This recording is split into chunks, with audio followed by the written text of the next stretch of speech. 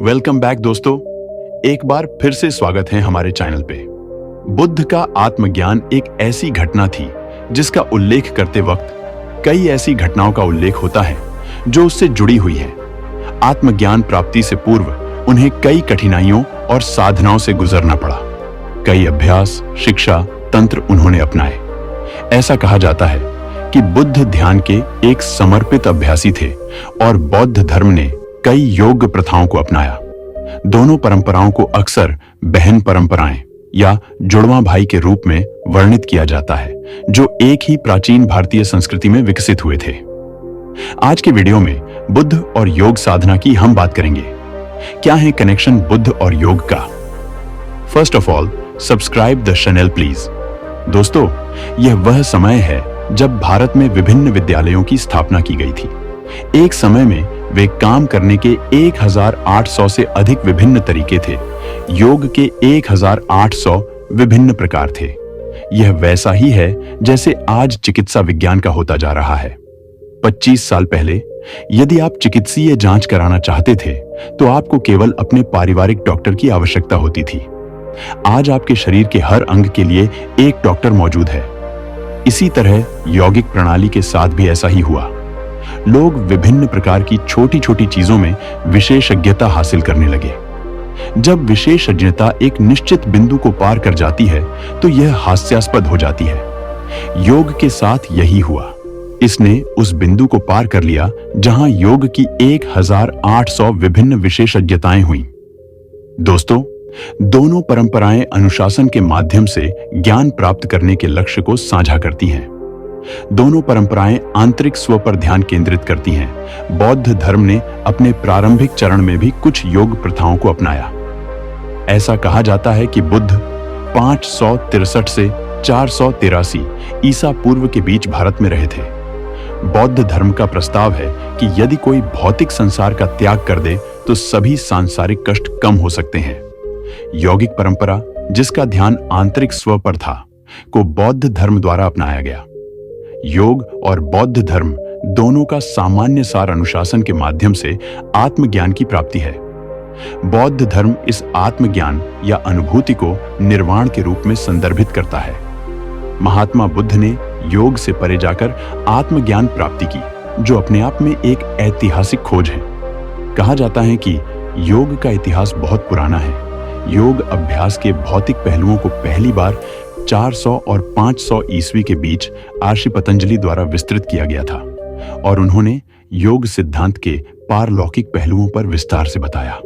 उनका काम योग सूत्र व्यापक रूप से आसन या आसन के आसपास केंद्रित योग के भौतिक घटक के बारे में जानकारी के लिए जाना जाता है। योग सूत्र अनुशासन के लिए महत्वपूर्ण है क्योंकि इसमें योग से संबंधित 100 से अधिक यादगार सूत्र शामिल हैं। इस पाठ ने अनेक अनुवादों को जन्म दिया है। स्वामी विवेकानंद जैसी कई महत्वपूर्ण आध्यात्मिक हस्तियों ने इस पाठ को फिर से सुर्खियों में ला दिया क्योंकि उन्होंने योगाभ्यास को पुनर्जीवित करने का प्रयास किया। जब गौतम आए, वह एक स्कूल से दूसरे स्कूल जाते रहे और उन्होंने समाधि के 8 अलग अलग रूपों का पालन किया। उसने देखा कि वे सभी अद्भुत अनुभव थे, लेकिन फिर भी इससे उन्हें मुक्ति नहीं मिली। इस स्थिति में उन्होंने समाना के रूप में चलना शुरू कर दिया, जो एक निश्चित प्रणाली है जहां उनका मूल अभ्यास यह है कि वे कभी भोजन नहीं मांगेंगे। वे भोजन की तलाश में नहीं जाते क्योंकि वे जीवित रहने की मूल प्रवृत्ति को हराना चाहते हैं। समाना सिर्फ पैदल चलते थे, कभी खाना नहीं मांगते थे। लेकिन संस्कृति संवेदनशील थी। यदि वे किसी आध्यात्मिक व्यक्ति को चलते हुए देखते तो लोग घर पर खाना बनाते और उनके पीछे दौड़ते और जहां भी वह होते उनकी सेवा करते क्योंकि वे जानते थे कि वह भोजन नहीं मांगेंगे। यदि तुम आज समाना बन गए तो तुम स्वयं मौत के मुंह में चले जाओगे। उन दिनों लोग उनकी साधना के प्रति संवेदनशील थे और प्रतिक्रिया देते थे। इसलिए देश भर में हजारों समाना घूम रहे थे। गौतम समन हो गए। भले ही आप भोजन नहीं मांग रहे हों, आप किसी कस्बे के पास चल सकते हैं ताकि भोजन आ सके। लेकिन गौतम बुद्ध ने इसे बहुत गंभीरता से लिया और चलते बने। वह केवल हड्डियां और खाल का थैला बन गए। फिर वह एक स्थान पर आए जहां निरंजना नामक नदी थी। अभी लगभग 18 से 20 इंच पानी था और वह उसमें उतर गए।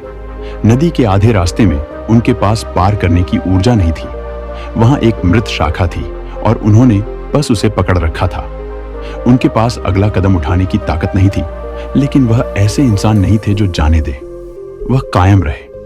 हम नहीं जानते कि कब तक। शायद 2 मिनट का समय था। जब आप इतनी कमजोरी महसूस कर रहे हों तो वो 2 मिनट कई सालों जैसे लग रहे होंगे। फिर जैसे जैसे वह आगे बढ़ते गए, उन्हें एहसास हुआ, वह क्या है जिसके लिए मैं प्रयास कर रहा हूं? वह क्या है जिसके लिए मैं पूरे देश में भटक रहा हूं? स्कूल दर स्कूल जाना, यह सीखना, वह क्या है जो मैं हूं ढूंढ रहे हो? तब उसे एहसास हुआ, वास्तव में कुछ भी नहीं है। यह जीवन चल रहा है। मुझे बस उन बाधाओं को दूर करना है जो मुझे इसका अनुभव नहीं करने दे रही हैं। दोस्तों, एक मन जो ध्यान केंद्रित कर सकता है और एकाग्र हो सकता है, वह आसानी से विचलित और खंडित मन की तुलना में आत्मज्ञान के लिए एक बेहतर उपकरण है।